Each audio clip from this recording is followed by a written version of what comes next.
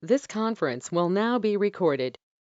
Hey everybody, it's Tammy here, and you're looking at the screen, looking at Chat GPT, and you've been hearing a whole lot about it. And there's all these, well, I hesitate to call them fear mongers because there is some concern. There is some concern about Chat GPT taking certain jobs away, and that probably will happen at some point. But if you're an agent or advisor or CPA or auditor or EA or any of those kind of professions, actually any kind of consultative professional, I think right now you don't have much to worry about. And here's the reason. A lot of people have told me, hey, look, with ChatGPT, Tammy, we won't need writers anymore. And it's true, they've published a couple of books already with this, and they've published a couple of short stories and things like that. And people go, wow, that's scary. And I've been using it for a while now, and I think it has some uses to help cut some of the more tedious aspects of your job out. For example, auditing certain things or going back into a manual and trying to find, how to do something. It can do that. Now, I'm going to show you how it works a little bit, and then I'm going to show you why I think for writing and content production, there's going to be a lot of backlash towards chat. People are going to try to use it to crank out content cheaply, but eventually it's all going to look sort of cardboard and cookie cutter. And there's a reason for that. For one thing, and you're hearing my dog in the background. For one thing, what's happening is that there's no, chat GPT AI doesn't yet have a conscience or a moral compass or opinions really. It can be made to think a certain way, but it doesn't really give you, for example, if you say what's better, Vittorio's restaurant or David's restaurant in Pittsburgh, you can be specific like that, but it's not really going to give you an opinion. So let me show you a couple things. Let me show you what I mean. Like let's ask it, which is better, life insurance or annuities?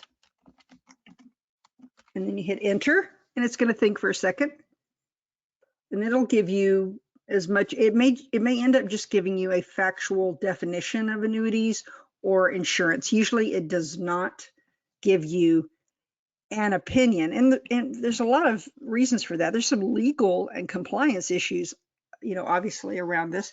It's taken a little longer than I thought because I'm sure people are using it like crazy. A couple of times I've logged on recently, and it's like, sorry, you'll have to wait. There's too many people using it. So while we wait for it to think, normally this takes just 3 seconds, 30 seconds. Let's see if it'll do something else. Write a short article about funny socks. See if it does that. And I guess of course, because I want to do a webinar or a teaching, Chat GPT is not working right. So let's go back and ask it again. Write a short article about onions. Why not? Well, see, you already know why Chat GPT is not going to be working very well. Dadgummit, every time I want to do something with these things, let's see. This is the original playground, so let me see if it'll work here. Write an article about stinky feet. And then hit submit.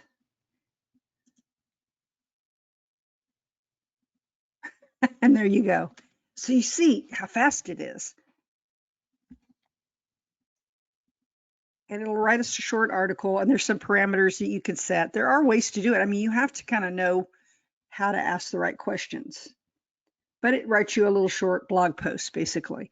Now, this is not going to replace you because it doesn't. Watch what happens when you ask it. Let's see if I can go back to Chat GPT. They're slightly different, what this is. What is an annuity? Just something basic like that. There you go. You see, it's already giving you this answer. And there's some, I mean, you could play with this thing all day. You have to be careful when you're using it. to check the facts, because it does get things wrong and it lies like a Persian rug sometimes. It just flat out makes up stuff depending on which version you use. This is like the beta test version right here. Eventually, you're going to be able to purchase different versions of it, or it's going to be incorporated more likely in some of the other technologies like robots and, mechanical devices that people use in their businesses and things. And maybe, so maybe it'll be like Spock in the computer. Computer, what is the radius of the, you'll be able to ask it things like that. And that's kind of cool. But look what happens when you ask it an opinion.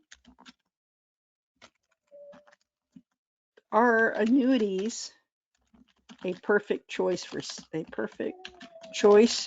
seniors, or is life insurance better? And we'll see if it's good. Now, when you ask it an opinion, sometimes it just sits there and just thinks and thinks and thinks. Sometimes it'll tell you that it doesn't give you an opinion. But the reason I brought this to your attention, okay, let me see if I can get it to create a chart. That's kind of cool. Create a chart comparing savings, different savings accounts, different kinds of savings accounts. Okay. So it's not going to let me do that. Well, gee, it got so popular. I thought I was like one of the first people using it, and you never had trouble getting on. Let's see. Create a chart that shows, this can be very useful for those of you producing content, how long it will take to pay off a $200,000 mortgage at 6%. Let's see if that works. But you can get more specific than this, and it will create the different types of Chat GPT will create color charts. They'll create even PowerPoints, spreadsheets, Word. So it's like all technology. It has good and it has bad applications. But a lot of advisors have asked me about it because they're worried, could somebody use this to get financial advice? And I don't think so, because what you bring to your clients is your unique perspective, your life experiences, your story, your clients' stories, and also empathy and human emotion, right? And you're able to talk people off the ledges when they're ready to go and cash in all their chips because the market did something funky. You're able to do that as a human. And AI is it's kind of cold and it's kind of lifeless. So I wouldn't worry so much about it. However, there will be people out there that will want to do this. And there it goes, finally. It's finally showing me what we wanted. But there are people that are going to want to do it just because it might save them a little money on assets under management and things like that. What I suggest is, if you're concerned about ChatGPT taking over your practice or whatever, that number one, you kind of learn about it. You go in there, you play with it yourself, you find its limitations, you read articles about it. And then what I would do is, talk yourself up. All the things that I said before, the warmth that you bring, your stories, your seasoning, all that stuff, you need to bring it to the forefront, and you need to really, really hammer it home, emphasize it, because you will be competing now against robots. I mean, it's inevitable. Companies are trying to save a buck anywhere they can, trying to get rid of lazy employees that call in sick every day. So you kind of understand their impetus is to develop this as fast as they can and use it just like Bluetooth in as many applications as possible. So again, what I suggest is that you get out there and you really, really emphasize what you do better than Chat GPT, what you do better than a robot advisor or a robot insurance agent, what you do better than an online insurance issuing, software, whatever's out there now that you're competing against, because you bring that human touch. Now's the time to start incorporating more human touch marketing, marketing efforts, cards, letters, handwritten stuff, unexpected little presents in the mail to your top clients, books, whatever is going to distinguish you from the guys that are going to sit around. There's going to be a certain percentage of guys and gals that will sit around and just get lazy off ChatGPT.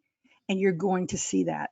The number one thing I think you can do is produce unique videos with you in them, not a robot, not a chatbot. Unique videos.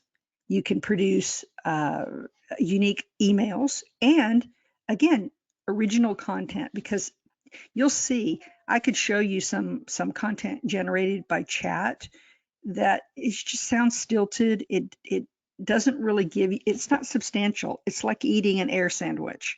So I'm not saying that's not going to improve. It certainly will, because that's the goal. But all of you who are worrying, again, contact me. One thing you can do is you can join Safe Money Trends, or you can apply to join Safe Money Trends, and I will create content in your voice based on you and who you are, and I'll help you emphasize the great things about you that will keep you prosperous even when other people are throwing in the towel. So reach out to me. Office number is 951-658-0492, or go to safemoneytrends.com, and there's a contact form on that website. Have a great day, and don't get too worried about the robot overlords.